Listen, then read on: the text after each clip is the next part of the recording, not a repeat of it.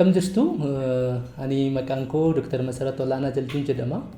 Hakiima Ispeeshaalistii ulfaaf gadameessaa akkasumas hakiima sab ispeeshaalistii kaansera qaamolee wal hormaata dubartii Senior Fellowdha. So har'a waa'ee mallattoolee hamoo yeroo ulfaa jechuunis afaan Ingiliffaan danger signs during pregnancy warra jedhan. So mallattoolee hamoo yeroo ulfaa jechuun mallattoolee haatis mucaanis miidhamuu danda'u yookiin waan hamaan isaarratti mul'achaa jira jedhanii kan mul'isan. Akkasumas immoo dubartiin mallattoolee kana yeroo argitu otoo guyyaa follow up ishee yookiin guyyaa qaxaroo isheen eegin gara mana hakiimaa gara hakiima ishee deemuu kan qabdu kan mul'isan jechuudha. So mallattoolee kana keessaa inni jalqabaa tokko yeroo ulfaa dhiiga arguu karaa maayitsanaa yookiin karaa gadameessaa dhiigni kamuu yoo ba'e mallattoon kuni mallattoo hamaadha.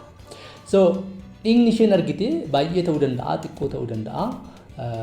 Mallattoo kana arginaan daftee gara hakiima ishee gara mana yaalaa deemuudha. Inda'uun yoo danda'ame manni hakiimaa isheen itti ilaalamtu fagoo taanaan mana hakiimaa ishee yoo jiru deemtee first aid yookiin immoo gargaarsa jalqabaa fudhachuu qabdi gara mana hakiimaa sanatti hin deemtu. Kanaafuu dhiiga xiqqoo arginaan yeroo kamuu ta'uu danda'a yeroo ulfaa otoon buliin otoon ooliin otoo yeroo fudhatiin dafamee gara mana hakiimaa deemamuu qaba jechuudha. So inni lammaffaa mallattoon hamoo yeroo ulfaa kan jedhamu dhangala'uu bishaan obbaatiiti. Bishaan obbaatii yoo dhangala'e tokko rakkoo infekshiniif mucaa sarara darbee immoo haadha saaxiluu danda'a. Kabira ujummoon nyaata dhiiga haadharraa gara mucaa kan geessu. Ujummoo obbaatiirraa gara hadhuura mucaatti kan geessu dursee ba'uu ni danda'a. Yoon sun dursee ba'e immoo mucaan battalumatti miidhamuu waan danda'uuf dafamee gara mana hakiimaa deemamee ilaalamuu qaba. Yeroo tokko tokko bishaan obbaatii fi fincaan adda baasuun ni rakkisa. So darbee dubartii ulfarratti fincaan irra ba'uu ni danda'a. Sababa adda addaatiin fincaan irra ba'uu ni danda'a. So fincaan takkaa warraa ba'e isaa booddee dubartiin qabachuu ni dandeessi. Garuu obbaatii yeroo bishaan obbaatii dhangala'u takkaa dhangalaalaan dubartiin kontiroolii gochuu yookiin qabachuu hin dandeessu. Sanaan adda baasuun ni danda'ama jechuudha. Kabira inni sadaffaa dubartiin erga sochii mucaa dhaga'uu jalqabdee yoo sochiin isheen duratti barte irraa hir'ate yookiin immoo guutummaatti sochiin mucaa dhaabbatee suni mallattoo hamaa yeroo ulfaati. So dubartiin tokko erga ulfooftee booddee yoo sochii mucaa dhageesse yoo jettani yoo ulfi sun ulfa jalqabaa ta'ee baatii 5 hanga baatii 6tti dubartiin sochii mucaa dhageesse. Yoo ulfa lammaffaa fi sanaa oloo ta'e garuu yeroo hedduu dubartoonni kun dafee jalqaba sochiin dhaga'uun dafee jalqabanna baatii 4 baatii 5 gidduutti hin dhageesse.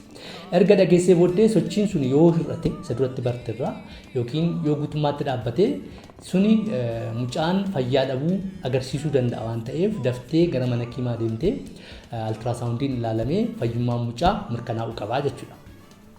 Kabira yoo mataa dhukkubbii hamaa yeroo hedduu dubartiin ulfi mataa dhukkubbii gidduutti qabaachuu ni dandeessi.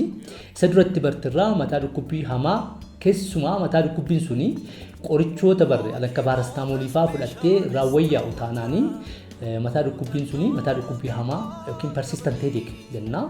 Suni mallattoo ol ka'uu dhiibbaa dhiigaa yeroo ulfaa ta'uu danda'a waan ta'eef daftee gara mana hakiimaa deemtee dhiibbaa dhiiga ishee ilaalamuu fi kabiraa ilaalamuu qabdi. Maaltu mataa dhukkubbii sana fide jedhamee adda bahee dhiibbaa dhiigaa ta'uu dhiisuusaa adda bahee dubartiin gorsamuu qabdi jechuudha. Kanaaf mataa dhukkubbiin duratti barti sanarraa adda kan ta'e persistent kan ta'e yookiin immoo itti fufinsaan hamaa kan ta'e jiraannaan mana hakiimaa dafamee deemamuu qaba jechuudha. Kabira takka ol ka'uu dhiigaa mataa dhukkubbii yeroo ulfaa wajjin wal qabatee dubartiin kufuu ni dandeessi. Seizure isa jennu afaan Ingiliffaan yoo dubartiin yeroo ulfaa kufte of wallaalte mana keessa tursiisuun sirrii miti.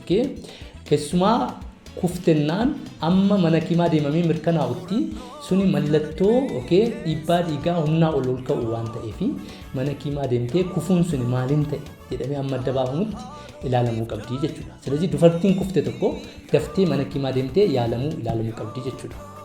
Kabira yeroo ulfaa ho'a qaamaa ol ka'aa yookiin fiibira sadii garmalee ho'i qaamaa yoo ol ka'e keessumaa gara jalqabaa taanaan uumama mucaa irratti dhiibbaa fiduu ni danda'a.